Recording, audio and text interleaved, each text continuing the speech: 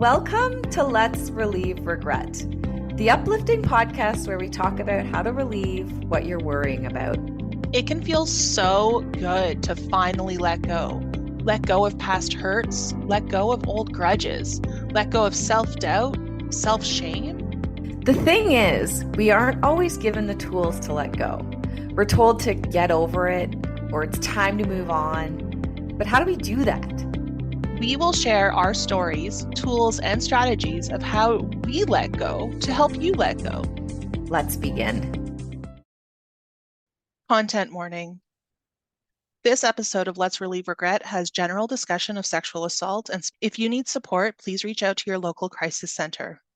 For more resources, please visit findahelpline.com and endingviolencecanada.org. The links will be in the show notes.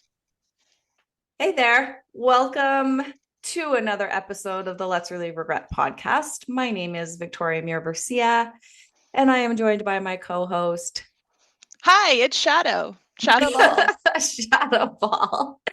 And we have a guest today. We are also joined by Christin Burns. Hello. Hello. We met Christin through an organization here in Toronto, but Christin's doing it all over the place, I think, right? Called Lady No Kids. She's just an amazing woman, and we're really excited to have her on the podcast, and she's going to share a little bit about herself as well. So welcome, Christin. We're really happy to have you. I'm very happy to be here. Thanks for having me. I want to say a couple cool things about you. I mean, Christin lives on a boat in the summer. I mean, that's the coolest thing ever. You really make it sound like it's below deck. It's not below deck. I just want to be clear to anybody listening to this. I live on a 32-foot sailboat. So if anybody knows what that is, it is not big. Just so clear. Still living the dream. I think it's so great. So there's so many interesting things. A floating cottage. It is the thing of Canada. You have to have a cottage or you have to have a boat. I feel like that's right. Yeah. I just came home from a week at my cottage. It's the Canadian suit. You have to have it. Canadian suit. Don't forget about double denim. Mm-hmm. I know. I always actually think of Justin Timberlake. Like, yeah, that's funny. Double denim. Yeah. Do you ever wear double denim on your boat, like the Canadian suit on the Canadian suit? Honestly, they should have made me do that when I became a Canadian citizen. I feel like that would have been the correct thing. Yeah. It was COVID. I had to get sworn in via video. Wow. Oh, so you kind of missed some of you missed some of it. My partner got it before COVID, so we went for him. But I never got the cool picture with the Mountie and all that. Maybe they'll give you a do-over. No, I know. And so your partner is also from the States, and you're from the States? He's from. He's a British. He's British. Oh, love all right. Accent. As a girl from the Bronx, like you hear a British accent. It's like you had the best accent. He was like, you have a very interesting accent. Thanks. I'll take that. Thanks. Sure. Yeah. So funny. Let's do a check-in. Shadoe, how are you feeling today on the scale of 1 to 10? Yeah, probably like an 8.5. Like I got to bed early last night. I actually woke up with enough time to like go for a walk and have breakfast, and I'm not just like rushed and like I'm here. So so I'm feeling pretty good. Yay. Christin, how are you feeling on a scale of 1 to 10? I was gonna say the same. I'm like an 8.5. I just did yoga. My best friend is a pilot for Air Canada. But she lives in Barbados. So when she flies in, she's here, and she's very holistic. I'm not holistic at all. So she's like, why don't we get up? We'll have some coffee. We'll do some yoga in the living room. I'm like, okay. So yeah, beautiful. Feeling very, very centered and grounded. Mm-hmm. Awesome. I love it. I'm going to give myself a 7 out of 10. Not as high up as you guys. I woke up with the worst allergies this morning. I had to take a Reactine. Like my nose was like running like a faucet. It's probably because my cat was sleeping on my face, but I have multiple questions about that. Olivia the cat is a little famous. Sometimes you hear her meowing in the background, but she's sleeping right now. And I just 7 out of 10, a little bit of allergies, a little bit of burnout, a little bit of midsummer burnout, maybe. I think I've been like pushing it too hard, everybody. So it's August is the month for, if we're recording this in August, everybody. August is the month I think I'm just gonna try and lay low a little bit more and enjoy the summer a little bit more. Yeah. Yeah. Does anybody have a cause for applause they want to share? You know what? Okay, I have one that's kind of like silly because it's not really from anything other than just consumption. But the new King of the Hill reboot launched this week or last week, but we watched it this week whenever it did come out. And I really liked it. You guys, like, I didn't realize how much of it I watched as a kid. Like, it was like I love The Simpsons, but like, the King of the Hill, I'm like, I know I was aware of it. I knew the characters, but I never like was obsessed with it like I was other animated series. So I mean, I gave the revival a chance, and like, it really warmed my heart. Like, it's really well done. They tackle some really interesting issues that I didn't think they'd be able to in like an animated format. And it just like, I don't know, it just makes me feel nice that something like that exists in the world and will probably be seen by people who maybe don't necessarily agree with like my politics or whatever, but like they would still get a lot out of the show. And I wouldn't necessarily think of King of the Hill as aligning with my politics either, but like, I don't know, it's really nice to have something that like, I know that my brother will watch it. I know that my dad will watch it. So like the next time I'm hanging with my family, like we'll be able to talk about this nice thing. So that's my cause for applause. And I know it's just silly. It's media consumption. Like, it's not something I created or anything like that, but I don't know. That's my cause for applause this week, is that I really have enjoyed the King of the Hill revival. I didn't even know there was a revival. I didn't know the revival was here either. Yeah, it just came out. There's 10 episodes. They've aged up everybody. Yeah. So I like, don't know how I feel. I don't know how I They've feel about aged up cartoon characters. Interesting. Yeah, right? Bobby's an adult. Peggy and Hank are retired. Like, it's fascinating. Interesting. Mhm. Yeah, like The Simpsons, South Park, like they're meant to say exactly the age they are. It would freak me out. Like, have you ever seen those mock-ups of what Bart and Lisa would look like adults? And then I go, please don't ever do that again. Yeah. I think because there was such a gap. Like, you know what I mean? Like, South Park and The Simpsons have stayed on the air for 30-ish years. Where like King of the Hill took this huge break. So like, they're back and like, yeah. So yeah. That is so interesting. All right. Good TV reco, everybody. Christine, do you have a cause for applause? I had a big learning week. I just feel like I learned so much, but I had a great teaching moment, and I love a good teaching moment. So I'm a coach, right? Like, I do one-on-one coaching. And I have two amazing coaches right now. I absolutely love them.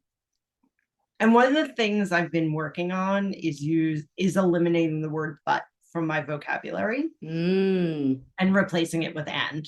It changes every sentence. It allows so much space for two things to be true at the same time. So Lady No Kids is really great, but I'm not where I want to be yet. Lady No Kids is great, and I'm not where I want to be yet, because it allows there to be future and space, and one doesn't negate the other. And I taught it to a coachee, and she sat with it and tried to practice it. It's really hard to do, by the way. Really, it's super hard. Even catching yourself doing it, because I just almost did. I was about to say, but if you catch yourself, just the pause of catching yourself and starting the sentence, or watching when you write it in a sentence and you find the word but, it changes like the entire way that your brain and the person receiving it hears you, and makes you just so much more confident. And she walked away with it, and she wrote me a week later, and we meet every other week. And she said, literally, this one thing is changing my entire week. And she was like, I would bet to say it may change my entire life. And I was I love when I can share something like that with people. I think it's so powerful, just the way that words are used and the way that we talk about ourselves to our head and talk about the things around us. So yeah, it was really, I love when I can be some kind of change for people. That's what coaching is about, I believe. Mm-hmm. And I'm so happy that that affected her in that way. And I hope other people can watch, just you watch how many times you say it, you will be blown away by it. You're speaking my language. Like everything you just said is like the best moment when one of your coachees like has an aha moment. Mm. And but is so hard for me. I feel like I've been working on getting rid of but for 5 years. This conversation could go downhill fast, but I feel like I'm working on getting rid of the word. The word but for a real long time. Yeah, it's really hard. Really hard. Yeah, it's really hard. And is so powerful. Yeah. That's such a good cause for applause. My cause for applause is just going to be I woke up this morning, so that's where I'm at in my life right now. Amazing. So good. Yeah, Waking I'm up is awake. great. I got out of bed, I washed my face, I took an allergy pill, and I'm excited to be here. And then I think after this I'm going to go lie on the beach if it doesn't rain. So nice. Radical self-care day. Radical self-care day, everybody. Preemptive cause for applause that by the end of the day I'll feel like I'm in overflow. Yeah. Yeah. I can't, sorry, I have to say this thing about butt too. I'm still on the butt. So I teach this thing called Wonder Words. Have you ever heard of the Wonder Words, Christine? No. Yeah, so it's really interesting. So it's a list of, I'll send it to you. It's a list of like 10, I think it's 10 words that have been studied for people that are English speaking, that actually the brain, speaking of talking to yourself, the brain will immediately have like an action or a reaction or an action to it. So for example, my favorite wonder word is easily. So if you're trying to motivate yourself, say you're sitting on the couch and you're like, oh, I should get up and unload the dishwasher before I go to bed. And you're like, I don't want to do it. But then you say, I can easily get up and go unload the dishwasher. Your brain goes, yeah, I can easily do that. Or even the word because, right? So if you use the word because, but it's not an excuse, you say, recreo isn't where I want to be right now because I've been focusing on self-care instead. And that's okay. Sure. Right. Sure. You know what other word? Now we're on a words podcast. I'm sorry. My other really good friend was visiting me from San Francisco. She's such a badass, like partner at a Big 4 firm, the whole thing, moved here from India, started her whole life, blah, blah, blah. And she is a woman who uses the word should. I should be doing this. So I should be focusing on my reputation in the market, and I should be doing this. And I said, either say you could be doing it or you will do it.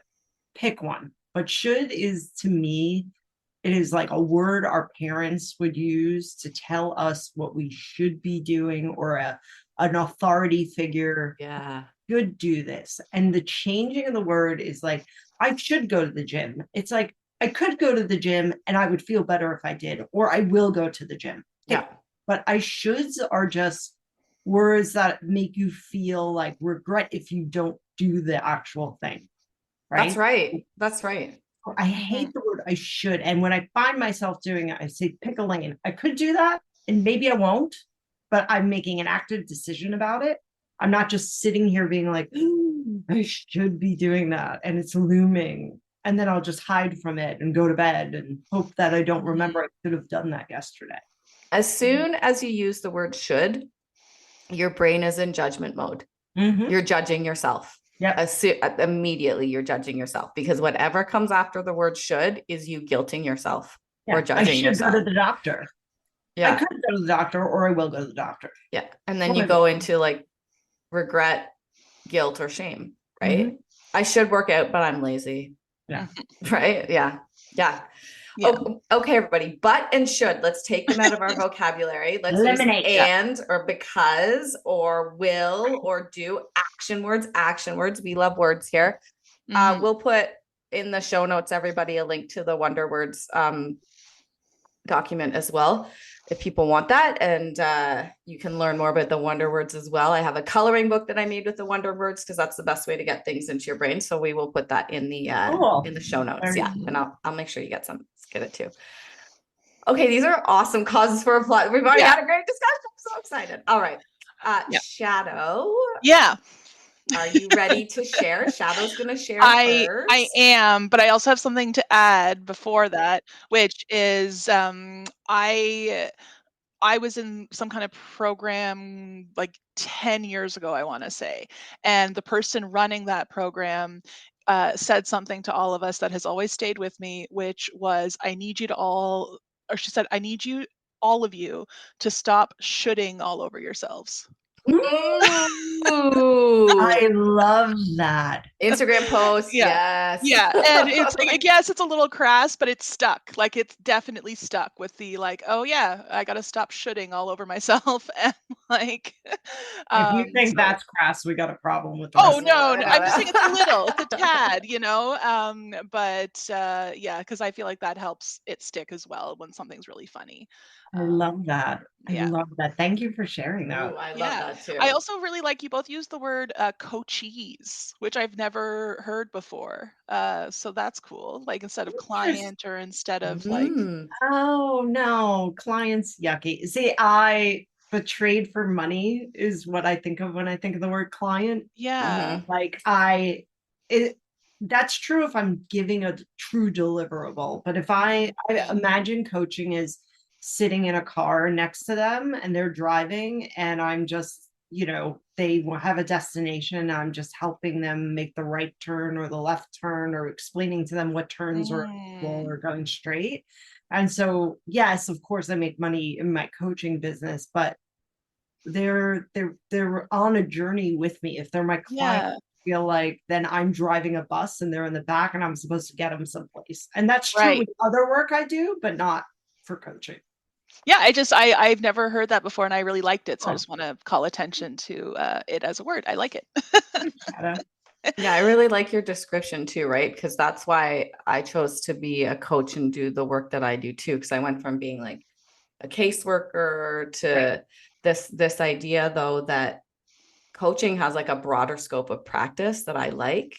Sometimes people want advice or guidance, and a lot of like there's a very small scope of practice when you're a social worker or when you're a doctor or even a personal trainer. It's like you're not supposed to be giving advice, but with coaching people, you can give guidance in that direction, right? And so I love your description too, because there's kind of like the old model of like psychiatry or therapy that says like they already have the answer inside of them, so you just ask reflective questions. But when someone's coming to you at the beginning of a struggle, they just want to be told what to do. Sometimes they're like, what should I do here? And then you go, well, here's option A or here's option B. You can make a choice, right? Or here's like a couple options and choose one, instead of saying, well, what do you think you should do? Right. I find it interesting that the is it ICF or IFC? The ICF, yeah. They still teach that model of, the person has it inside them. Totally agree. And as a basis, but like that first coaching session, people want not only to be heard, but they want empathy and they want some sort of a semblance of suggestion or problem solving. And then they can reflect. But like if somebody's got a boulder in front of them, and they're trying to get up and around it, and you can't help them at least move it to the side some way and just go, well, what do you want to do about the boulder? It's like, I want to move it. But I don't know how. Like, that's exactly right. Help. People have it inside them, but it's incredibly hard to get to that place of self-awareness, to know that it's inside you. And like our job as coaches helps people develop that skill, right? And in the beginning, you can't just assume people have that skill. You have to, you learn that skill, and then you help them with like, I actually also don't really love the term baby steps. I call it small and slow solutions, but like you giving them like the small and slow solutions, right? Or you're helping them discover it together. And I mean, that's what you need when you're in a state of overwhelm or you're in a state of brain fog or you're in these states. Sometimes you just need someone to say, here's a couple choices, choose one. I mean, if that was still, if that worked, then it wouldn't be such like a good meme or whatever with the whole psychiatry sitting on the couch going, well, how do you feel about that? Yeah. And like brain bubble being like, fuck you. Yeah, exactly. Like that. I don't know. Don't tell me to take 5 deep breaths anymore. That's not working. Exactly. Yeah. I feel like you're gonna be like a repeat guest on the show because we're gonna come back and talk about other stuff too, I'm sure. Excellent. Too much content, cut it. Yeah, I know. No, this is great. Shadoe, are you ready to share? And Yes. is there any pre-story that you want to tell? Anything you need to know before you? Okay, go for it. Okay, great. All right. I have an experience I need to let go of in order to move forward. I regret being scared of going out. So, to back up, in my 20s, I was booked and busy all the time. I had a full time job. I had so many hobbies. I also went to a lot of social events like dinner parties, weddings, brunches, you name it, I was there. I also even went to a lot of comedy shows and art festivals. I was volunteering all the time. Again, busy, busy, busy. Then, when I was 31, we got Gertie. And at first, this accelerated how many people I can meet just by walking down the street. And I freaking loved it. I remember thinking, I wish I had gotten a dog earlier because it was such an instant icebreaker. Like old friends would come over to visit, and I was making new friends all the time and new friends that also had dogs. We even had like our little like group of like women who had small little dogs, and we'd go on our walks every day. It was amazing. Then COVID hit. And I was super antsy at first. Like, how was I going to meet this need I have of going to places and meeting new people? Like, how was I going to be able to freaking live? but, but, I mean, and something then shifted. I returned to the hobbies of my youth, like reading and writing and coloring. And I realized that although I enjoyed spending time with people, I was getting a lot more out of reconnecting with myself. And I began loving my inner world and my own company. And my group of friends got smaller, simply like not just because I couldn't see people, but also I stopped sending texts, messages, check ins, things like that.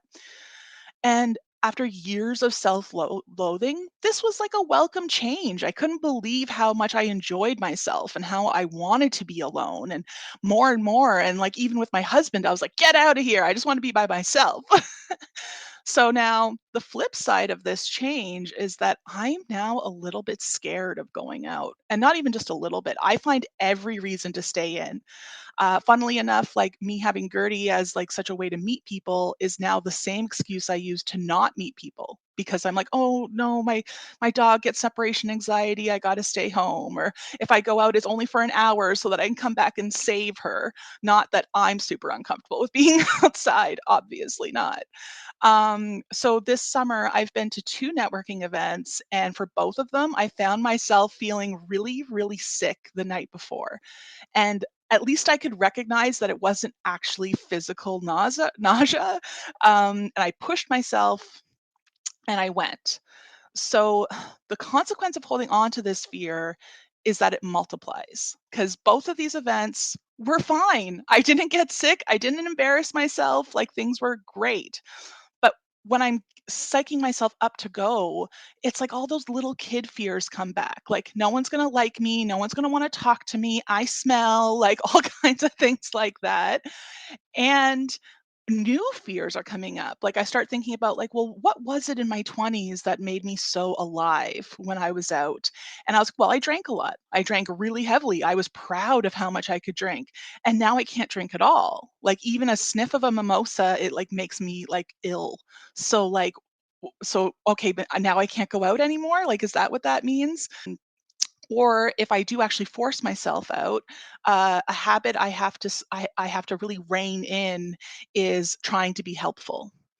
I went to a networking event last weekend, and everyone was a lot younger than me. I was one of the oldest people there, and I found myself really trying to like notice when something needed attention. So like they were starting to stack up the chairs, and I was like, oh, I could stack up some chairs. But then I just held myself in. I stayed at wallflower status because that's not what I was there for. I wasn't there to like run the event.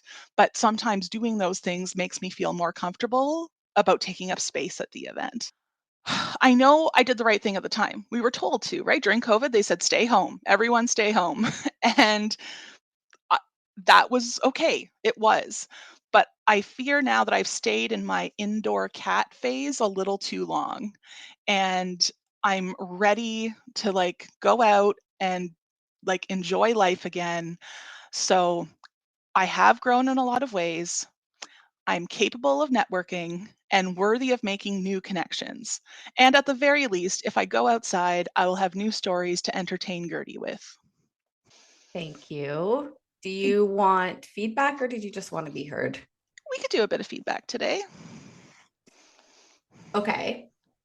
First of all, I want to thank you for sharing this because it's interesting. I was thinking about this a little while ago too, is we're still in recovery from the pandemic, but I don't think that we know that we're still in recovery from the pandemic. Mm-hmm. And so I think like as a society or whatever you want to say, I don't think we're in physical recovery anymore, but we're in like mental health recovery. Like we're still there. And so to recognize that like developing things like social anxiety, and these fears, once the brain kind of creates a pattern of them, it can be really difficult to retrain them, or maybe you need, like to work them out. Right. So I want to thank you for that because I think it's an important discussion to have.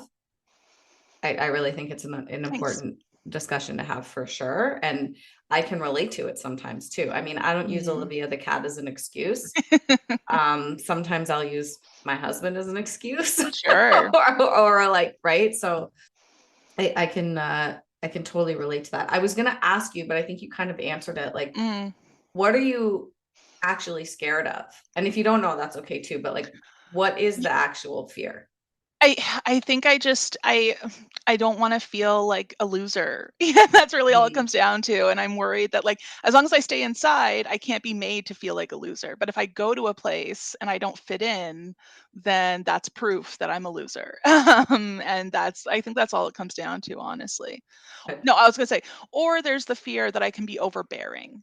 Like I get carried away really easily. So I worry that I'm gonna like, crush someone else's spirit or step on someone else's toes or, so that's a fear too. So what's interesting to me is based on like other regrets I've heard from you in the past is it seems like, so you went back to like hobbies that you said like during COVID, you went back to hobbies that you were doing that maybe you're doing in your youth, but it's like the fears came forward too, right? So we talked about how you work through being overbearing at the workplace and learning how to let other people talk. And that's a fear of yours now. And then the fear of being a loser, which comes from like childhood too. So it's interesting that even though you brought those hobbies back that make you feel good, there's like a little like shadow. Oh, I did not mean that as a pun. I know, I understood. I did not mean that as a pun. I didn't mean that way. It's okay, Victoria. I'm doing so much shadow work these days. That is the first time I've ever done that on that podcast. On this podcast, where like there's a little like trail behind her tail or something. Honestly, did not mean to do that. It's hilarious to me because like as I get into doing more shadow work, there's always like bring your little shadow along, and it's like, oh, for me that's literal. Like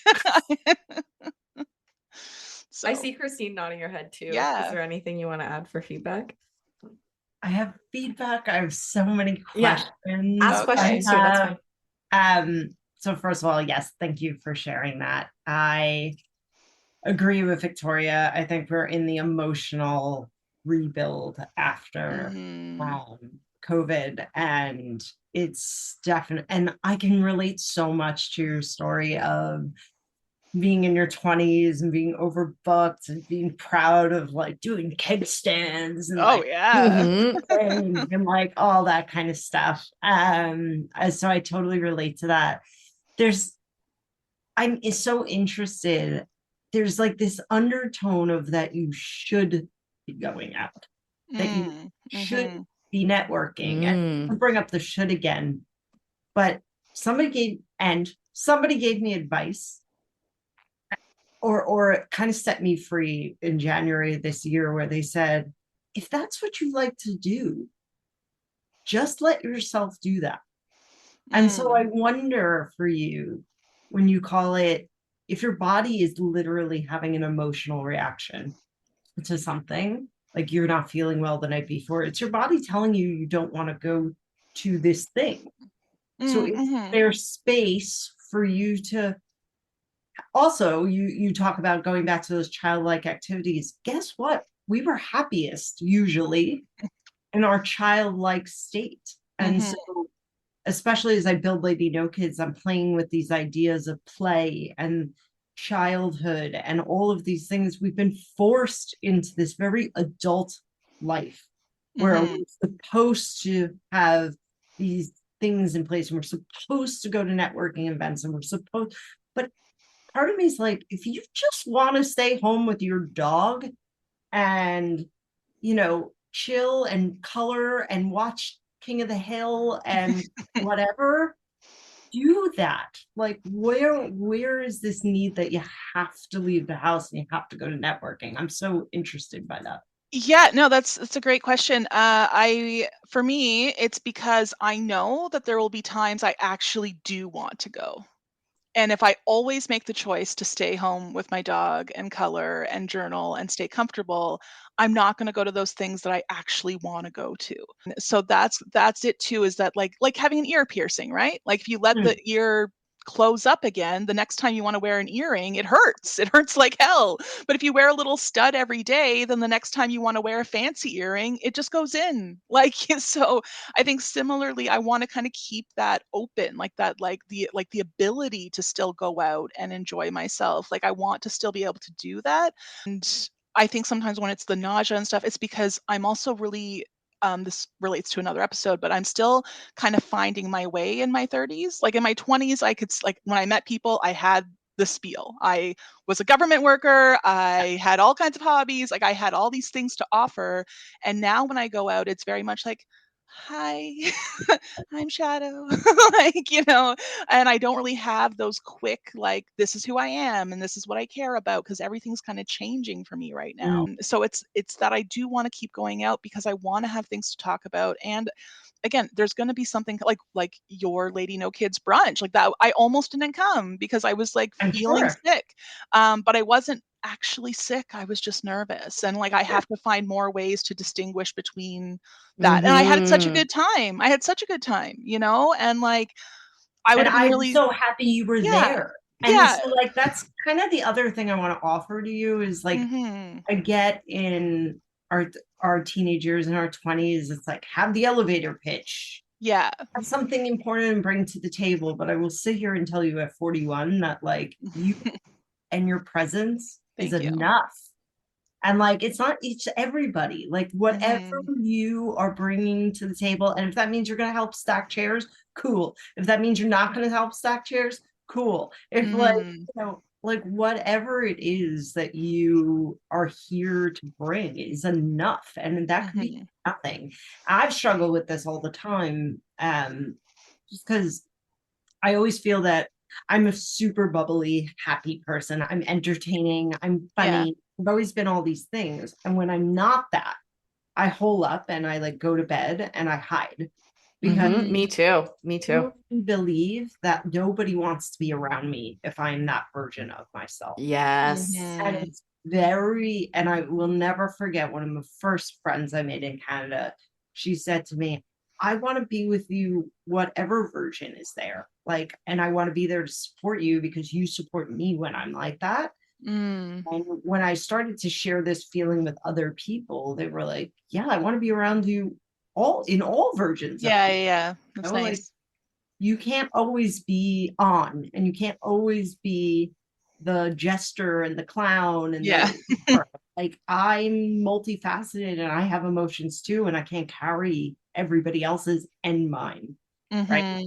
So I would just offer to you that like you don't need a talk track. Like I loved meeting you. Like I'm so happy you came, and like being on this earth is good enough. It's good enough. That's right. You're worthy just because you are. And it's so interesting because this is a theme that I've been finding with my coachees and members that come to my classes, all women over 40, is this theme of like, identity or like elevator pitch or like, who am I and what do I bring? And there's a big shift from our generation. It was all about work, right? Like, what's your identity? You talk about work, and that's what you're saying too, Shadoe. Like, I could say I was a government worker, and I could say I was this, and I was all these things. And like, I think this is one of the blessings of COVID is that we are able to look at identity in a different way because all of us had to stop working. And one of the blessings of COVID is we have had to start looking at ourselves, and particularly as women, looking at ourselves and loving ourselves. And the other thing I say, like, when you love someone, you love all of them, right? You love all the parts of your friends or all the parts of your partner, everything about Gertie. When Gertie's being annoying, you still love Gertie, your dog, right? Like, and we can easily love someone for all of them. I love Christian for all parts of him, right? Like, I still love him when he's annoying me, and I love him when he's not, right? Like, I love all parts of him. And it's really difficult for us to do that for ourselves. It's really difficult. I think there's also like this idea that we're like strangers expect something from us. Like, you know, and like I always had that. And I'm like, I don't owe you anything. Yes. If I give you any piece of me, you lucky. Like, and I've learned, but that is a very hard, long, self-reflective learn. Is that, you know, you coming to the brunch, you owe me nothing. Hope you have it, and I expect nothing. I hope you come and enjoy yourself, and I hope I get to meet you and have a great conversation with you. And if you leave early because you didn't like it, cool. Yeah. And I think there's so much this idea of expectations of ourselves and of other people.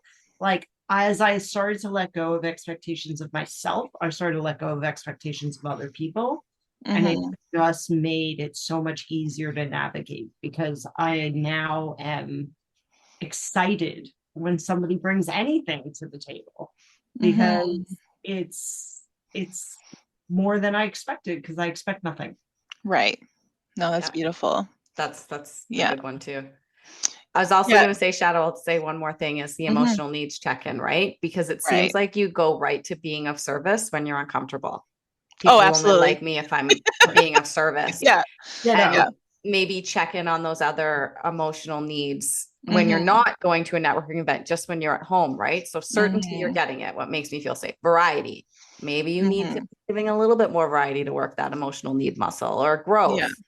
Right? Significance, love, contribution, but like you are skewed to contribution a little bit more. So maybe check in on the other ones. That's like that thing where like, you know, it feels like you have to pay rent to take up space. Right. And so, like that's just part of it. You're both reminded me though of something that like is advice I've given other people, which of course it's hardest to take your own advice. You shouldn't ever like not accept a compliment.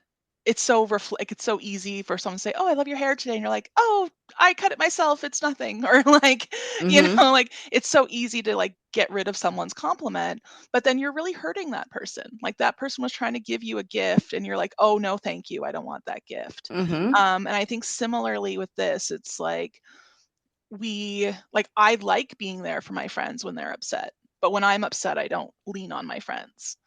So like, why am I taking that away from them? Like they are willing to give me that gift and I'm still like, no, thank you. You don't even know that I need that gift. You're never going to know when I need that gift. So yeah. So thank you for helping me kind of shape my understanding around that. I would also offer to you that like, there's still this act of service you just offered in that, right? And saying, oh, you know, you're hurting them when no, you're hurting yourself when you don't accept it. Like, just say thank you and accept the or oh my gosh, like that's so amazing you said that. That made me feel great. Right. Like, you are denying yourself the compliment. Stop worrying about how that person feels. Take the compliment, right? Like you've done something that's really affected somebody or made them see you or whatever, and you deserve all of that. Yeah. Great. Thank you. This makes me so happy to hear Shadoe say thank you to a compliment. That makes me very happy. So I'm proud of you, Shadoe, for not deflecting. Right. We got thank you, we got but, we got should. Yeah. All the words. All the words. Yeah. I'm proud of you for not deflecting. And thank you for sharing. Do you want to add anything else, Shadoe, before we move on? No, because they would be deflections. Okay, great. Great. No deflection. Christine, are you ready to share? Yes, I'm going to follow the script if we're okay with that. Yeah, of course we're okay with that. Do you want to, is there any pre-story you need to tell or just want to go right into it? No, I'll go right for it. I right. have an experience I need to let go of in order to move forward. I regret protecting other people over myself. And in particular, my brother, who I do not consider to be my brother anymore, but my biological brother. So I hate to use this word because we'll have to unpack this one too, victim of sexual assault by my brother for about 6-7 years. It happened all through my childhood, 7 to maybe even 12, which I know when I tell people that, they're like, whoa, like you were old. And the consequences I'm missing out on due to holding on to that regret is it has affected how I protect myself going forward all the time. And so when I look back on this experience, I actually blacked it out for most of my adult life. I know exactly where I was when it came to me. I was on the D train going from my campus down to work, and I was listening to The Killers on a CD player because yes, I'm old. And it might have been an MP3 player. It might have been an MP3 player. And I all of a sudden had this overwhelming feeling where I was like, something's wrong, something's wrong, something's wrong.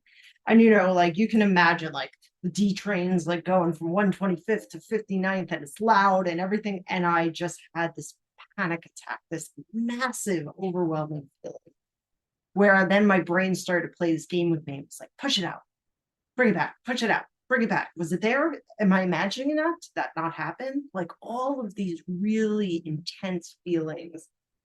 And thus I start having to actually unpack all of this stuff. Like my true adulthood kicks in, right, at 21. And it just caused so much pain and alcohol consumption and fear and anxiety. And when I did finally speak it out loud and start to unpack those things, I started to realize that it had affected me way more than I had even I could even touch. Like I had no idea.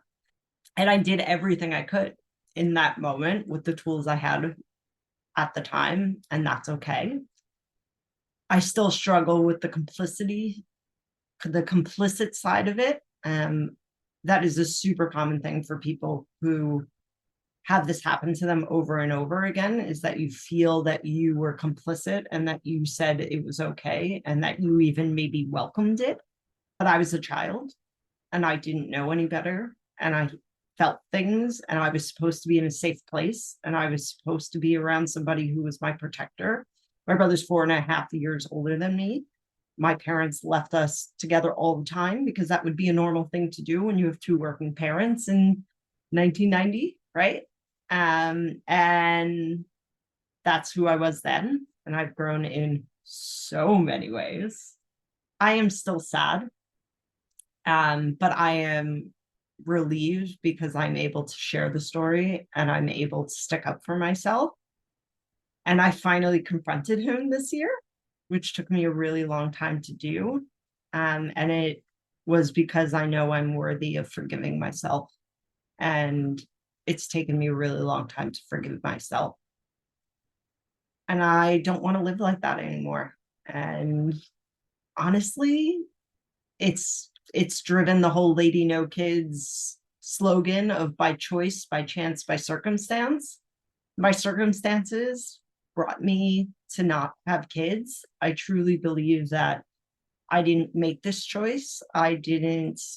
It's not that I can't have children biologically or physically. It's that I couldn't protect myself. And so I'm just not somebody who's got the capacity to try to protect somebody else in that way. And that became part of my mission when I made Lady No Kids. And so I guess there's beautiful things that could come out of that too. So thanks for letting me share my story. First of all, I want to say thank you so much. I am also a survivor, and I also shared my story on this podcast, as most of our listeners know out there, in the Me Too episode. And we need to continue to share these stories. So I want to thank you so, so much. Every story is unique and not unique at the same time, and everybody should have a space. Maybe that's the proper word of should, but everybody, we need to provide spaces for these stories to be told. So I want to thank you so, so, so, so much for sharing. And would you like just to be heard, or would you like to have a discussion about it? Oh, feedback, discussion. Feedback, Go okay. for it. My first question is, how do you feel about the word survivor? It was when you said it, I was like, am I a survivor? Yeah. I've never used it. It's not even in my vocabulary. And then it brings up like, did I ever think of killing myself? Yes. Was it about that? No. Was it just teenage angst? Maybe. Was it adult angst? Maybe.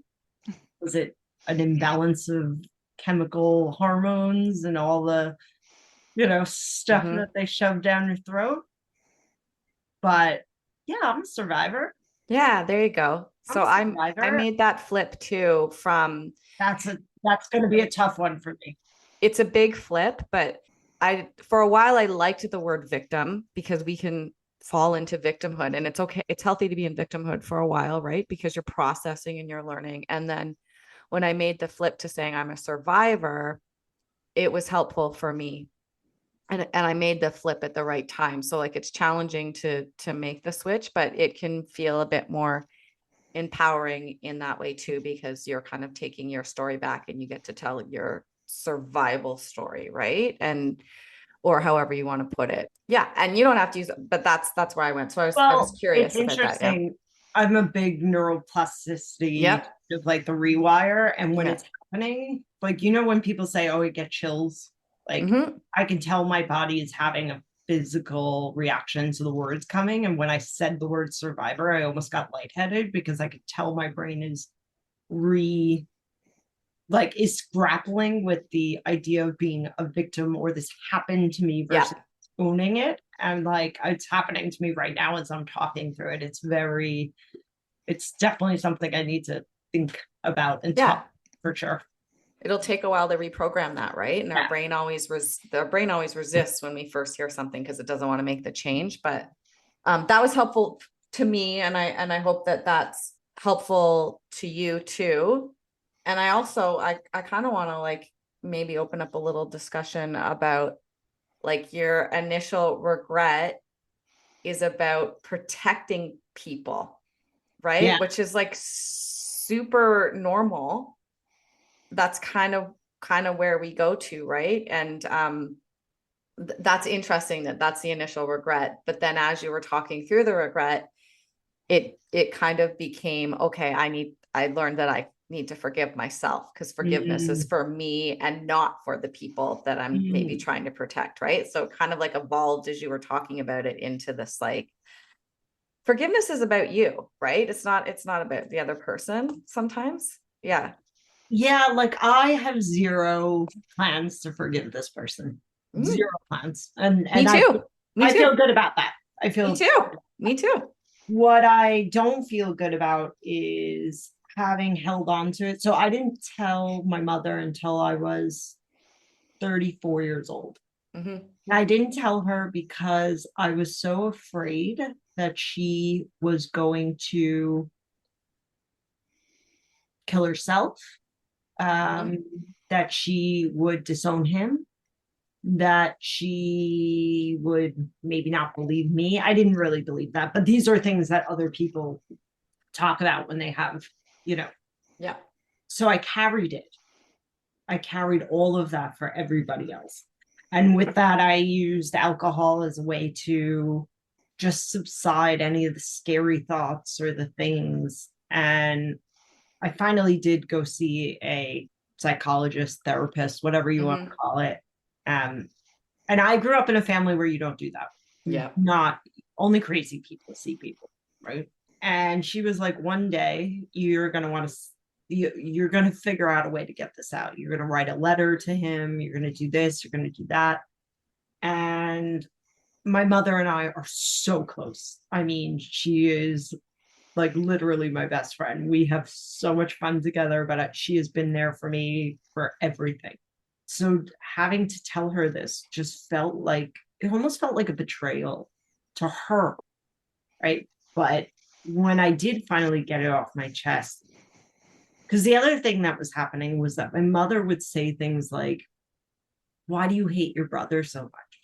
Like, I wouldn't want to hang out with him. I wouldn't want to, and like people who have great sibling relationships, they're like thick as thieves, right? Like the siblinghood's, oh my gosh, when I see people who are great siblings, like sisters, sister, brother, and all that, I'm like, oh God, that looks so amazing. That looks so amazing. I want that. I should have that. And like, I think that's what my mom wanted for us. So she was forcing me into it. And that's what I couldn't take anymore, was that I was being almost described as like, because my brother is also on the spectrum, like very, like, I mean, nobody called it that. He was born in 1979. So he was just in the dumb classes, right? So there was all of these excuses made for the behaviors. And so, temper tantrums, the whole kind of thing. And just no emotional regulation, that kind of stuff. And so, she took it as, oh, he was dorky. He's not cool. You're pretty and cool, and you're the cool girl in school, even though I didn't see myself as that at all. But like, you're the smart one in all the Excel classes, skipping grades, doing all the stuff. So like, you're just being mean to your brother. That was what she saw. And that was her reality. And that was her lived experience. And so this whole time I looked like I was being this mean, cool girl, like sister who didn't want to hang out with my dorky, heavy, nerdy brother. And the whole time I'm holding in this thing that I'm going home, and this is happening every day at some points, and I'm like, what am I going to do? Yeah. And so, I didn't realize that finally at 34 was going to put myself first, but I had to tell her. I had to tell her he was getting married, and she wanted me to go to the wedding, and she was like, what is everyone going to think if you don't come? And, the whole thing. And I was just like, I need to tell her. I just need to tell her. So I did. And it wasn't until 41 that I was sitting in a bar in New York City. I still drink, by the way. I was sitting in a bar in New York City with who is now my brother. I have my best friend. We went to middle school, high school, college. We lived together in New York City in Hell's Kitchen. And, he is my brother. I introduce him. Sometimes we choose our family. Chosen You've chosen family. him to be you've chosen him to be your brother. And we were sitting next to each other, catching up. And I know exactly where I was. And my biological brother texted me and said, hey, I think I saw you're in New York City. Do you want to meet up with me and my wife for a drink? And I just looked at it, and I looked at him. I was like, I'm ending this now. And I just said to him, I don't know if you forgot. I don't know if you remember. I don't know if you blocked it out, but this is what happened. And this what happened for way too long. I was like, I don't want to talk to you. I need space to heal. And unless this has to do with our parents, please leave me alone for the rest of my life. And that's that. And that was that. And that was the first time. So since January, I've been living in that truth. And God, is it so much lighter. Good. And God, is it pretty? And God, it's, Lady No Kids. Like, I just felt like all the fear, all the stuff, I wasn't hiding anything anymore. And I could start this and I could do the thing that I'm meant to be on this earth for. And you're not hiding it from anyone anymore, right? Like you've told No. your mom, you've confronted your brother, and there's, empowerment in space and in standing in your own space, right? Standing in your own truth. Sounds so cheesy to say standing in your own truth, but you know what I mean? Like it matters. It matters, right? It matters. And it takes a lot of work. And I think it takes a lot of courage and it takes a lot of bravery. And I talked about this with strangers, with people who are so close to me, and overwhelming abundance of do what's right for you. It's interesting. I found out I'm like an open book about my assault as well. And I always I'm totally fine talking to strangers about it too. Like, and I can see that you're becoming like comfortable and talking about it and you're comfortable. And I think there's power in that too. And sometimes I'm like, I'm comfortable talking about this and I want to make sure the person listening is comfortable. Sometimes I'm like, don't feel sorry for me. Or, I always preempt it that way. I'm like, don't feel sorry for me. I just want you to hear the story. Right. And so you kind of like preempt it that way sometimes too. And that's part of switching from the victimhood to the survivorhood, maybe for me. I don't know. Well, it's interesting because when we first met, you virtually, you shared that with me because I shared it with you. Yeah. Nothing makes me feel better than when a woman doesn't say, I'm sorry that happened to you. And you just let me say it. Yep. And instead of like, oh, I'm so sorry, the pity, oh, I'm so sorry for you. You were like, actually, me too. And I was like, yeah, well, of course you too, because actually it's happening to women. It's like 90% of women. Time. Yeah. I remember turning to my good girlfriend who came from India, and she goes, everybody's uncle is diddling somebody. She was like, all the cousins, all of this, all of that. Yeah, and we need to talk about it. I shared my story with a girl, a client the other day, because she had brought something up and she said, oh, me too. She was like, yeah, my uncle all the time in the barn in like rural Canada. Yeah. So like everybody's got this idea that's happening in these corners of New York City and all these dangerous places. She's like, now in like town of 900 Canada. Yeah, my uncle. Yeah. And so we need to, I want to say one thing to kind of be clear. We need to normalize talking about it, not normalize it. Yes. Yeah. 100%. Yeah. 100%. We need to rectify that it's even happening for sure. Yeah. Shadoe, I see you nodding your head. And I think that the more you talk about it, the more other people find strength to talk about it too. Because I'm just an everyday Joe Schmo, right? From New York City, who was just doing her thing and living her life. And like, I struggle too. And people are struggling and they feel isolated and alone. And I hate that. And if I could fix that, if I could take that from people and throw it away, not take it and hold on to it myself, I would love to help people with that. Yeah. That's like one of my missions in life as well, is we need to talk about it. Shadoe? Oh, I just want to thank you both because I don't have a similar story to share. I'm thankful to be witnessing the two of you talk about it, because I think I also would just go like default to the story that happened to you. I think that's kind of bred into us as like the right thing to say. So I'm just really grateful that I'm getting to experience such raw feelings about this.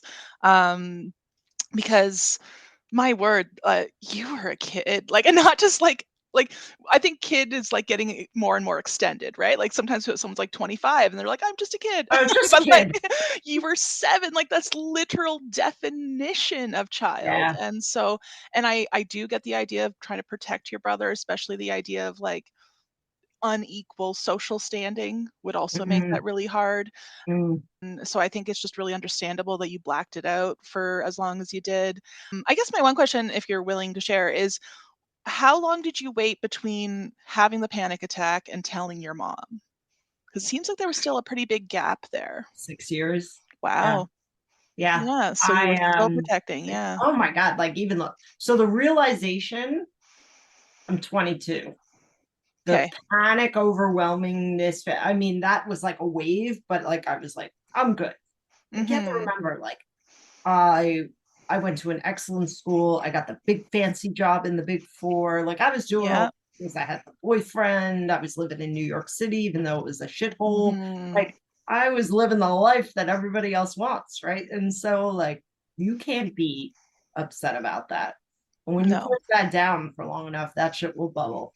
And that real panic, the real anxiety sets in. And it's not just about that, but it's about work that you don't love. And I'm supposed to have my MBA by now, and I should be making $150,000 a year, and I'm still making 70, and I can't make the rent, you know, all that kind of stuff. And then, you know, I had to work through that for at least 5 to 6 years before even thinking about telling my mom was on the table. And there was a lot of pain in between that. There was a lot of self-soothing. There was a lot of unhealthy relationships I was in, you know, because you're looking for love and looking for one of the most interesting things that came out of that was because of the power dynamic that came out of that. When I finally stopped the abuse, I used it as collateral. So I would turn to him and say, if you don't do this, I'm going to tell mom that you've been doing this. Right. So sex became power. And so I learned how to use sex as power. And it was unbelievable when you harness that and you realize you can do that. What comes with that? And it was very interesting to tear all that apart, right? And really understand, were those feelings of love? Was that feeling of power? Was that feeling, you know? And so it's very interesting.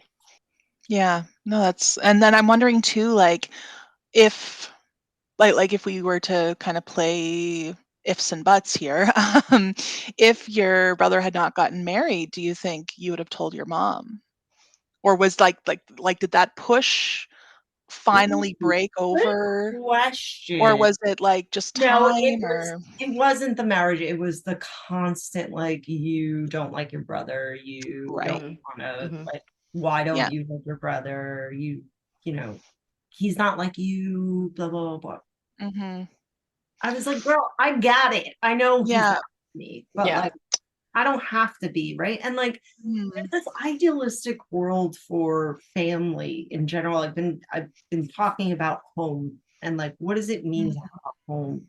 Because I don't have any cousins, I don't have any aunts or uncles. So after my parents leave this earth, like I am literally alone as a bloodline on this earth. And so chosen family, big part of Lady No Kids, but also, what does it mean to have a home when you don't have dogs, children, all these kinds of things? And that displacement of, you know, what does it mean to like not have family? You know, it's so intense. And so I think that my mom had this idea of like, you need your brother, you need your family. This is why we did this. Like, you know, all those things. And I'm like, I don't have to do anything. I am going to choose who are my family, who are my people. Great. My best friend just tried to pass me breakfast while I'm sitting on a I know, we saw that. This beautiful breakfast, and she was like, "Are you hungry?" Like, it doesn't get better than this. Yeah, we get to choose, right? And I think that that's such a big one and such a big struggle. And I've talked about that with my family before. Shadoe has with hers too, like on the podcast. Yeah, the idea of family and the idea of like the pressure to support family. When do they support you? When do you choose your own family? When is it enough? When is it worth working on it? Like there's so much pressure, identity connection, like all these things connected to family. Having that kind of revelation that like, or setting boundaries with your family, because most of us don't set boundaries at all. Yeah, it's a huge discussion. But then if you add in something like this, like trauma within the family, we get into spaces like denial, regret, shame, but then we also get into places of like toxic gratitude. Yeah. 100%. Well, and you kind of said it, like, you know, you're 22, you're living the best life. You're like, I've got the job, I've got all these things. You have this realization. And again, I want to say this out loud. It is normal to black it out. It is normal to blank it out. I blanked mine out for 10 months. But yeah, you can blank it out for years. It is normal. That's what the brain does. It's protecting you. Okay, everybody. Brain's amazing. Just saying that out loud. It's normal to black it out. But then you immediately go into the, yeah, but I should be grateful for what I have. Like, I should be grateful that I have the job and whatever. And like, that's not how gratitude works. And that's not how, like, toxic gratitude is exactly that. It's when you're like, I'm feeling like shit today, but I'm going to push that feeling down and guilt myself about feeling like shit today because I should be grateful. I have a roof over my head. I have food. I have these things, but that's not like how the human experience works. Like, we're complex, we're complicated. We feel more than one thing at the same time. We're allowed to feel, I don't know if you've heard me say this before, Christine, but I don't call them positive and negative emotions because as soon as we hear the word negative, we go, we shouldn't feel them. So I call them heavy and light emotions. And we're supposed to feel all the emotions. We're supposed to feel the heavy ones because we learn from them. We learn about ourselves when we feel the heavy ones. We learn about what our wants and needs are when we feel the heavy ones. We learn how to interact with people when we feel the heavy ones. We're just not supposed to feel the heavy ones more often than the light ones, but we're supposed to feel them. But toxic gratitude is like, only feel the light ones. Or can you be heavy with positive and negative emotions? Can exactly. you be heavy with gratitude? I'm so heavy with gratitude that my best girlfriend came down and was like, I'm sure you're hungry. Do you want this? Like, yeah, I love that too. I'm That's heavy great with too. that. Or sometimes, the other thing is, this is where the word "and" is so important. I am grateful for the roof over my head and the big job and all that. And I am still a survivor of this experience. Yes, because but takes you into the toxic gratitude, but takes you into the victimhood. That's right. Right. So, and two things can be true at the same time. Yes. I am, to this day very thankful for having my mom and my dad and a family and being, wanting for nothing and all those things. And I am still a survivor of fucking awful shit from the time I was 7 to 12. And that's right. And we all have, nobody's life is perfect. No, nobody's life is perfect. And the more we can acknowledge human beings for the whole of who they are, and we can acknowledge ourselves for the whole of who we are, the world is going to change in many ways, I believe. Right. And that's a power that we all have. We're all a little bruised banana, Yeah. Yeah. We're all a little, I love that. Got a little couple of dings and some spots, but we still good. And bruised bananas make the best banana bread.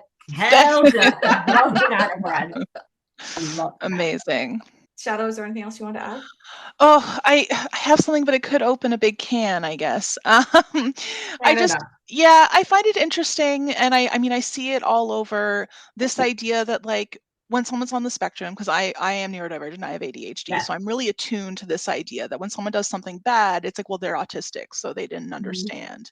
And what I don't understand about that is that like, it becomes this weird excuse, but like, it's like, it's so strange to me that he had all this power over you, but at the same time, you're supposed to forgive his abilities that are not good. Like, that just makes me so frustrated that like, So just to clarify, it wasn't afterwards. Like, my mom didn't say to me, "Oh my God, that no.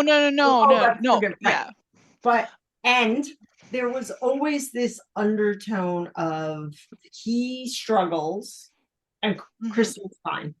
But then he was still the person in charge. Like he struggles, you've got it together, but he's still in charge. So which is it? Like that makes me so frustrated to hear that kind of stuff. Very confusing. And you can imagine for somebody of my age, very confusing. Yes. You don't understand power dynamics. You don't understand what's going on. How could you? The thing that, and this is a can of worms, the complicity part of it actually became the hardest thing to deal with, right? Right. Is because when it becomes a pattern that you learn to do to either make it end sooner because you know it's coming, or because it feels good, or because you don't know whatever the complicity, you start to comply. And then you struggle because it's not you're a willing participant. Right. And that is very hard for people to deal with. That's why people don't talk about it. Yeah. And I'm not comparing it to any other, but there's forceful and then there's not forceful.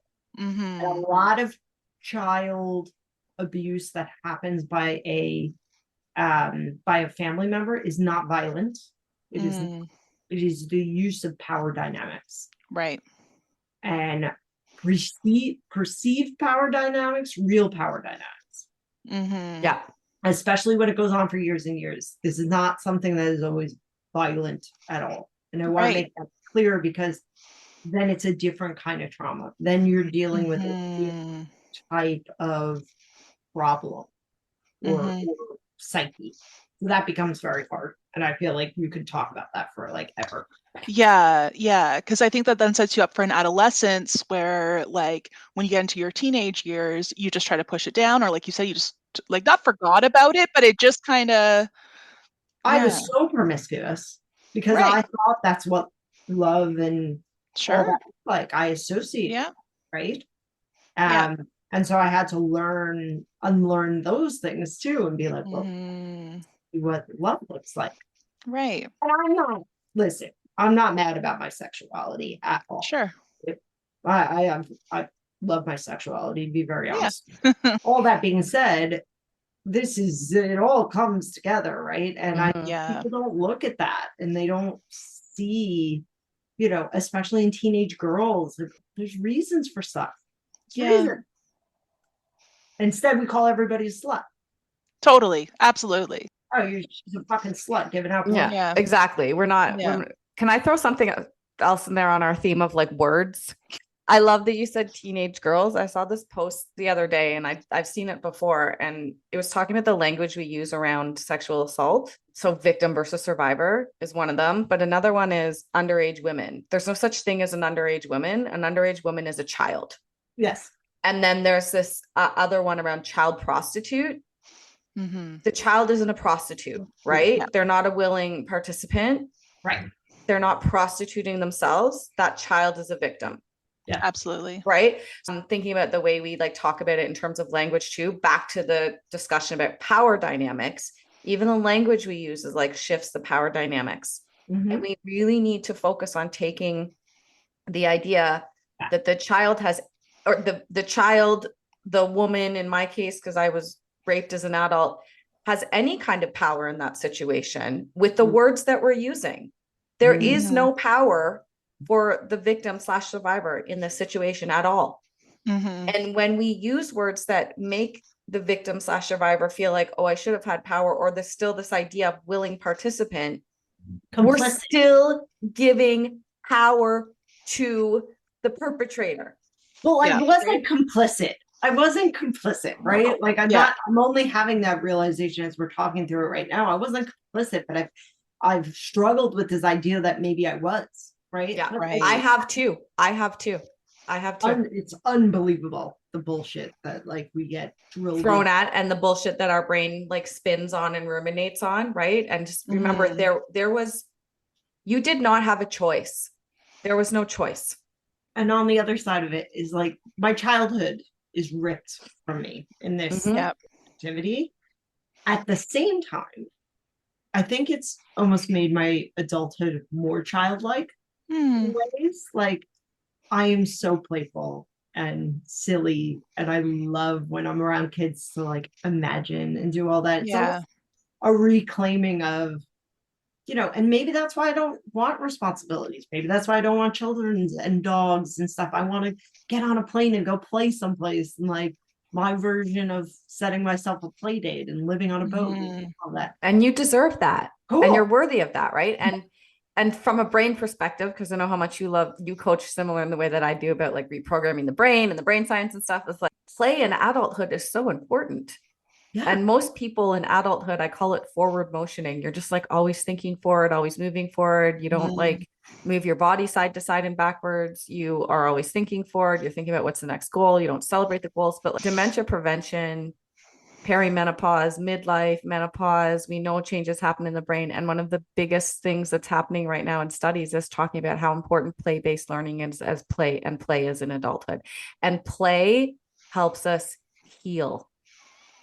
Play is healing. So you're doing it naturally. There should be no judgment around that. Just have fun. You know what I mean? Well, I just think everybody takes life too seriously. Yeah. So, to come full circle, Shadoe, if you want to sit home and play your games and whatever, like, more fucking power to you. Like, like, adulthood's too serious. We got to deal with death and carbon emissions and wars in Iran and all this crap and genocide. Like, just, I'm out. I'm out. Yeah. And on language too, it's so interesting the way things are put out there in the news that are like someone is the perpetrator, but there's always like reports on like this many women were attacked last year.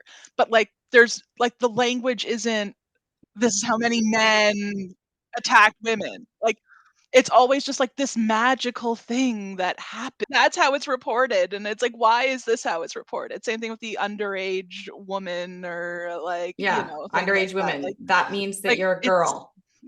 Language is fascinating. Not to make a left at the light, but did you read the New York Times article about the Uber harassments? No, to fill us in. Generally, how many women get harassed in Ubers and how many women drivers get harassed when driving. I did hear that they've launched like you can pick women drivers if you are a woman. Like, that's good. Yeah. Started in Saudi Arabia. Wow. Yeah. I think it's awesome. Cool. And again, like even the way that was reported though, it was like how many women are harassed in Ubers. It's not saying like Uber drivers harassed women. Like they're not using that language in the headline. Right. It's like, I guess if you're a woman in an Uber, this is something that could happen to you. Just like a hurricane could just happen to you. Language is important. I think that's the few big messages from today, but language is important, right? Be aware of the bias woven into the language you're using, or be aware of the language you're using when you're talking to yourself and when you're talking to others. I think I truly believe that if you get your language right with yourself, it's so much easier around others. Yeah, I truly believe that too. Self-talk is where it starts. Like put other people first. Think about the other person. No, think about how it goes back to, would you want somebody to say that to you? The relationship you have with yourself, the things that you say to yourself every day. Every time I get up and I look in the mirror and I go, oh, fat, or like, oh, my cellulite, or oh, like my fat arms, or what, all that stuff. I am such a bad victim of that. And one day we'll do a regret podcast on it around. But I truly mean that, like, if you can see that in yourself and do it for yourself, and then when you watch your friends do it to them, you're like, don't talk to yourself that way. Don't you model it for other people. That's the other thing. I hope moms out there, like my mom did this to me. She'd point at things like, oh yeah, but your role is showing here and that, and because she was talking to herself. She was talking to herself, but she was talking to me, and then I had to carry that around. It's like, I'm not like little girls out there, they watch how you talk to yourself. Other people are watching you and they're taking your cues. It is so important that you care first about yourself. Yeah. And we also know it's not that they're just talking to themselves, like they're talking in a way that protected them. Yeah. Like that protected them to make sure that they never showed a role. Like, so they're trying to tell you, hey, like, they're not trying to say, oh, you have a role that's disgusting. No. They're trying to say, oh, I can see your role, which means people are going to say something when you're out there. I truly think that our parents do this to a lot of the times in the most loving way possible, but they don't know that, like, you know, you're fully forming as an adult, and like maybe you don't think you're fat. You don't come out thinking you're fat. Totally. Well, I've actually done a lot of work on the word fat specifically. I used to have this art project I worked on where I just would take literally the word fat and like make it into a cool little piece of art. Because I am fat. I'm not, and that's not like oh no, you're not fat, you're beautiful. No, I am a 300-pound, 5'10" woman. I am a fat person. And that doesn't mean I'm all these other things that we've attached to that word. That's been a real thing for me over the last 20 or so years. Because yeah, like I am. So like it's weird for like me to, hear that as like, oh, you're not fat. Like don't say that about yourself. But it's like, but I am. Like statistically, like even though BMI is bullshit, all that other stuff, statistically, I am a fat person and I always have been. So like even when I was smaller than I am now, I was still a fat person. But so I mean, we can have a whole separate conversation about that, Christine, some other day. But I could go all day on that yeah, one. yeah, it's everything. I mean, we're all just trying to get by day in this capitalistic soup that we live in. And like a lot of businesses thrive on us feeling shitty about ourselves. And that's to me, at the end of the day, the biggest And I part of want to everything. change what you just said. We're not just trying to get by. We're trying to fucking have a good time here. Oh yeah, you're right. Yeah. that's a good reframe, Christine. That's right. We should get up and be like, how am I going to have a good laugh, feel love, enjoy my life? And again, if that means staying home, please stay home. Like, sure. But not only like variety, right? Like Victoria was saying, like emotional need of variety. Yeah. I got mad at myself last Saturday because I sat and I watched Love Island for like 11 hours. Amazing. And I was so mad at myself. And I had to look to somebody else to give me permission to do it. I turned to another girl who was sending me memes about something. I said, I feel so bad about myself. I just sat and all I did was watch Love Island. She said, you're allowed to do that. And I needed somebody else to give me permission. Yeah. And we need to learn to give ourselves permission. That's a whole other episode too. Yeah, that's a whole other. Oh my gosh. I think we could talk forever. We are for sure going to have you back on. We're going to give the last word to you, Christine, before we go into our kind of closing that we do. Is there anything else you'd like to say about your regret? And we also want to know how people can get a hold of you for coaching, for Lady No Kids, for whatever. What are your social handles or whatever you want to share? Yeah. The stage is yours. Thank you. One, I want to thank you guys for having me and listening. And you said something, Victoria, about we have to make space. You are making space for these conversations. You really are. And so, both of you, Shadoe, you guys should be really just fucking proud of what you're doing. Thank you. Because you are giving space and you are making space where there isn't space. So that's awesome. And that's what Lady No Kids is about too. Lady No Kids is a space for women who by choice, chance, circumstance have ended up in their lives without what we consider to be biological children. And so how do you look forward and maximize the next 10, 20, 30 years of your life and design a life with intention? And so, it's www.lady-nokids.com. I write on Substack under Lady No Kids every Friday. I am on TikTok as Lady No Kids. I am on Instagram as Lady No Kids. But I do want to be very clear, and I want to be very clear about something. It's not anti-mom, it is not anti-kids, and it's not anti-family.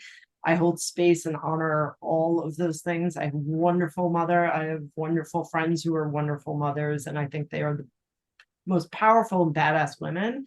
But there's space for all of us. And my lived experience with other women who are living a very similar lived experience is so important to bring that community together. We haven't done a good job of it. And so I'm here to change that. I want to thank you so much. That message that you just said there, it's not about not about bashing people that are moms or whatever. Like that's part of the reason why I was drawn to this idea is, again, to create a space for women, whether by chance, by circumstance, or by choice, right? And so I'm by circumstance. My body biologically cannot do it. And to have a space to do that, to meet other women and do that, is really powerful. So I want to thank you for doing that too. So thank you so much, Christine. We will put all of your information into the notes for today's episode if anybody wants to get a hold of Christine to learn more about what she does. We will also put into the notes of today's episode resources for you if you are struggling with being a victim or a survivor of sexual assault. We will put resources, phone numbers that you can call, or websites that you can go to if you're looking for a place to start to get support.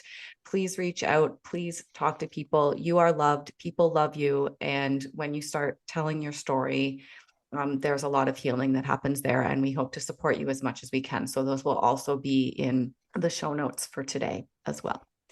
And if you would like to join us in our closing, everybody, please come to the front edge of your seat.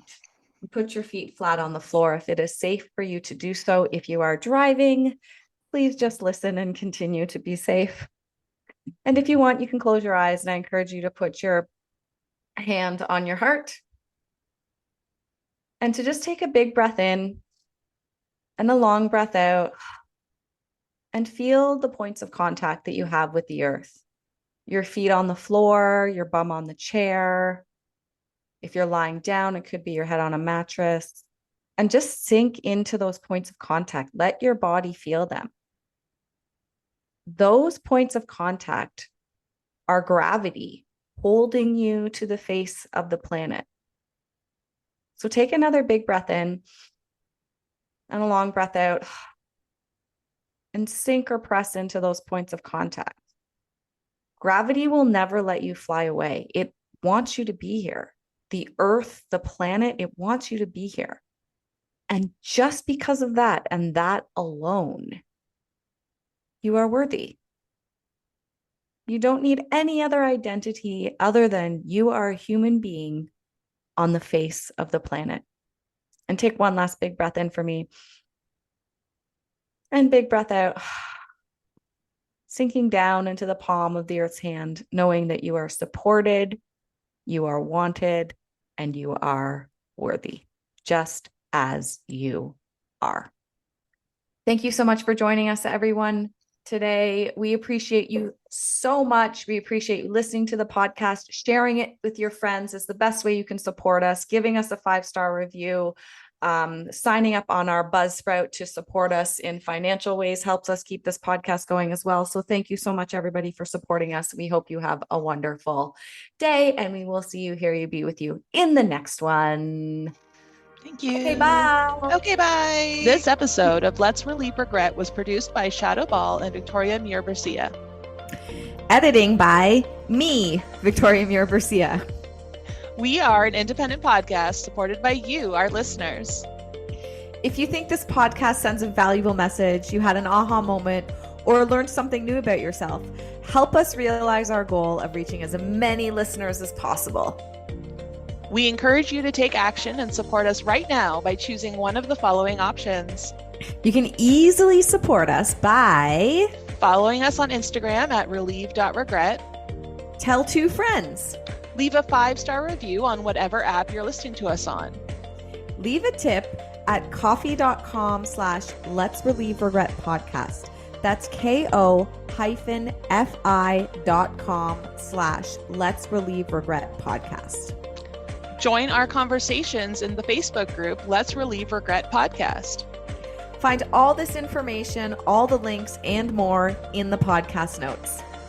Okay, bye. Bye.